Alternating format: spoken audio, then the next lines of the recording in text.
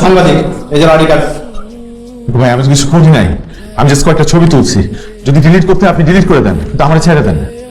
ভাই বুলেট, আমরা ঠিক মতো চেক করে দেখছ? দেখতেছি। ভাই ওরা চেক কর, ভালো মতো চেক কর। হারামদাদা এই আমার পকেটে কিছু নাই। এই বেটা, এখানে কি করতেছিস? জানি হবে এমনি এমনি কেউ এখানে আসে না।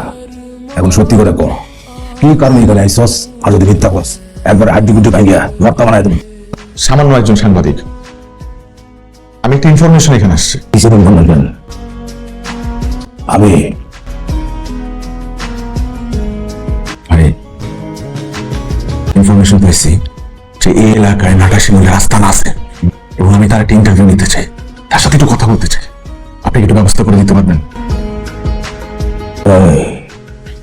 তুই নাটা শিমুল ছিলস, চেহারা দেখছিস কখনো? না, কিন্তু দেখতে চাই। নাটা শিমুল বলে এখানে কেউ থাকে না। এত কথা কই ভালো করে মন দিয়ে শোন। এই এলাকা নিয়ে কোনো নিউজ করবি না। তুই একজন সাংবাদিক, তাই প্রথমবারের মতো তুই আমি সাইডে দিতেছি।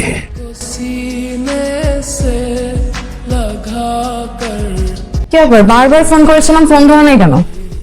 কাজে ছিলাম তাই ফোন ধরতে পারিনি। তোমার কি ব্যস্ততা আমার ভালো করেই জানা আছে। পৃথিবীর সব কাজ করতে পারো, অথচ নিজের বইয়ের ফোন ধরতে পারো না। আমি কোথায় কোন পরিস্থিতিতে থাকি তোমার কোনো ধারণা আছে? ওই সময় একটা ফোন ধরা আমার জন্য রিস্ক। কেন করি তুমি জানো না? আজকে বাবা যেতে বলেছিল, আমাদের যে দাওয়াত ছিল তোমার তো মনে নাই? কিন্তু এইসব আলতু ফালতু ফ্যামিলি দাওয়াত ফাওয়াতে আমি যেতে পারবো না, আমার সময় নাই। এর থেকে ইম্পর্টেন্ট কাজ আছে আমার। 2 দিন পর খালি দাওয়াত দাওয়াত দাওয়াত। দেখো, আমি একটা প্রথম শ্রেণীর জাতীয় দৈনিক পত্রিকার প্রথম শ্রেণীর ক্রাইম রিপোর্টার। 24/7 আমার এদিক ওদিক ছুটে বেড়াইতে হয়, ক্রাইম সিনে থাকতে হয়, নিউজ কালেক্ট করতে হয়। দাওয়াত নিয়ে পড়ে আছে। আর তো খালি সময় থাকবে মেয়ে কলিগদের সাথে। কি কি মেয়ে কলিগদের সাথে কি? হ্যাঁ,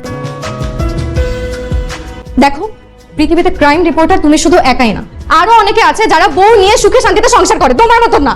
দেখো প্লিজ, আমি সারাদিন কাজ করে আসছি, আমি এই বিষয়টা এখন আর বাড়াতে চাই না।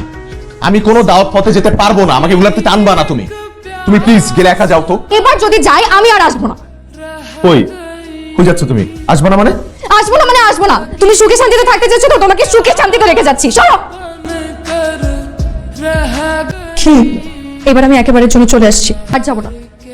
আর যদি তোমাদের আমাকে মেরে ফেলার ইচ্ছে হয় তাহলে এক বোতল বিষ দাও, বিষ খেয়ে এই বাড়িতেই মরে যাই, তাও আমি ওই বাড়িতে আর ফিরে যাবো না।